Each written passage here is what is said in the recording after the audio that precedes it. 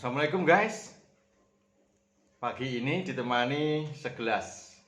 Ini bukan bir ya, ini teh Jiang Seti. Masihkah ingat kisah Abdurrahman bin Auf?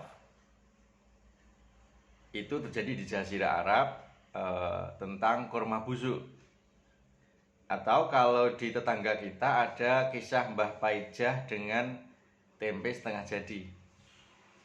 Nah, saya mau cerita sedikit nih, mungkin 5 menit. Pilih yang Abdurrahman bin Auf atau Mbah Paijah.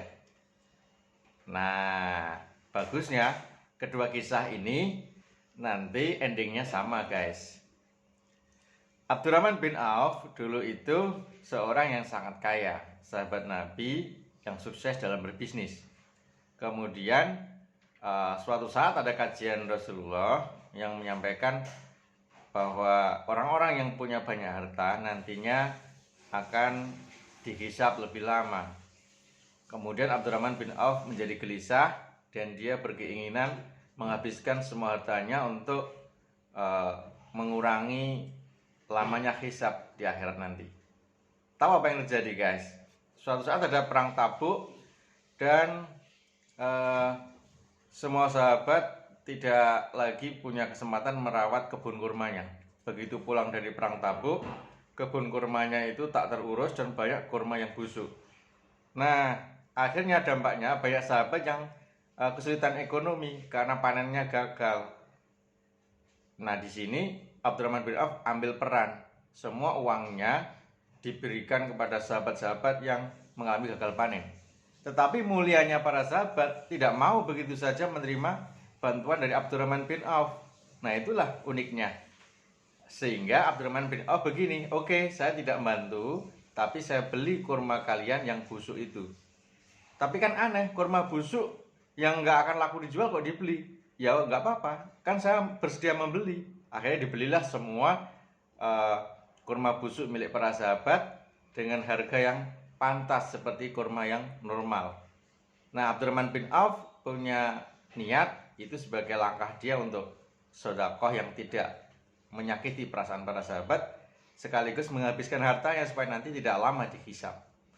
Nah, tindakan itu didasari niat yang tulus, ikhlas. Kemudian semua kurma busuk dibeli oleh Abdurrahman bin Auf.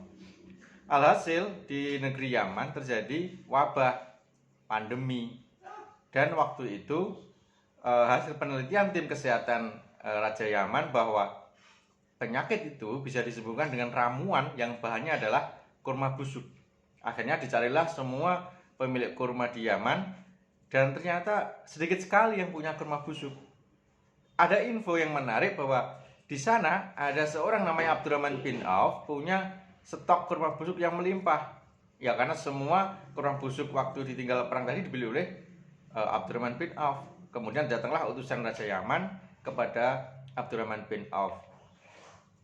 Saya utusan Raja Yaman, kemudian perlu kurma busuk ini. Saya beli semua atas perintah Raja Yaman. Yang terjadi apa? Ternyata kurma busuk itu dibeli dengan harga yang mahal karena punya khasiat sebagai obat. Nah, itu kisah pertama guys. Apa yang kita simpulkan? Abdurrahman bin Auf punya niat baik untuk sedekah, menghabiskan hartanya, tetapi Allah malah membalasnya dengan berlipat ganda. Bahkan semakin kaya lagi. Nah, kisah kedua tentang Mbah Paijah. Mbah Paijah itu jualan tempe guys.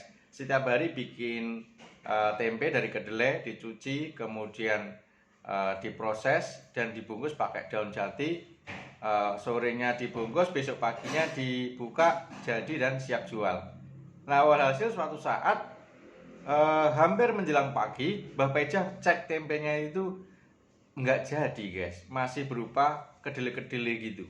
Kalau tempe itu jadi, kedelai menyambung menjadi sebuah padatan yang karena proses fermentasi ragi dan jamur, jadilah tempe. Ini kedelainya nggak jadi.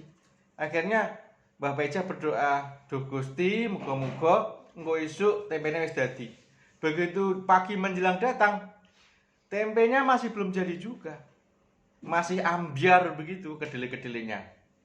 Dan Mbah Paijah berdoa lagi, "Duh Gusti, selama ini saya taat beribadah padamu. Duh ya Allah, berikanlah keajaibanmu, saya mau pergi ke pasar dan semoga tempe ini jadi waktu di pasar nanti. Sampai di pasar guys, dibukalah dasaran tempenya, ternyata apa? Masih ambiar kedelai-kedelai yang belum jadi tempe. Semua teman-teman pedagang sudah pada pulang habis, tinggal Mbah Paijah yang masih nunggui tempe yang belum jadi. Dan menangislah Mbah Paijah, kenapa begini Gusti? Tempeku nggak jadi, rasa-rasanya kok tidak adil padaku. Pas nangis itu datanglah perempuan cantik separuh baya. Mbah, saya ini keliling pasar cari tempe setengah jadi nggak ada yang punya. Mbah punya nggak tempe setengah jadi? Mbah Paijah kaget, kemudian berdoa lagi, duh Gusti, kalau tadi saya berdoa tempenya jadi, sekarang jangan jadikan tempeku, waduh Gusti. Nah, ternyata sambil berdebar-debar dibukanya bungkusan tempe itu dan belum jadi juga. Nah, disitulah Mbak Paijah menangis lagi. Kemudian tanya pada si ibu cantik tadi, Bu, kok aneh beli tempe setengah jadi? Ibu tadi cerita, anak saya kuliah di luar negeri, pengen makan tempe, saya mau pergi ke sana. Kalau saya bawa tempe yang sudah jadi, khawatir sampai sana sudah busuk. Jadi lebih baik saya bawa tempe setengah jadi. Akhirnya apa guys? Tempe Mbak Paijah yang belum jadi tadi semua diborong oleh ibu cantik tadi. Nah, dua kisah ini menceritakan pada kita apa yang kita mau kadang tidak terjadi, tidak terrealisasi, tidak diwujudkan. Doa kita kadang tidak dikabulkan. Tapi justru Allah berkehendak lain, dan kehendak itu ternyata di belakang hari kita tahu bahwa itu lebih baik untuk kita. Nah, itulah yang kita ambil hikmahnya tentang apa yang kita mau dan apa yang dimau Allah itu kadang berbeda, tapi yakinlah kehendak Allah itu pasti ada hikmahnya. Gitu guys. Mohon maaf kalau lebih dari 5 menit ya, tapi belum sampai 9 menit. Ini saya pakai tangan kanan ya, kalau nampak tangan kiri karena kameranya terbalik. Bismillah, minum Jianseti, mudah-mudahan sehat, kuat, kemudian barokah. Luntur lemak, luntur kolesterol, berat badan bisa turun. Antioksidan, radikal bebas, bablas. Yuk, assalamualaikum. Bismillah.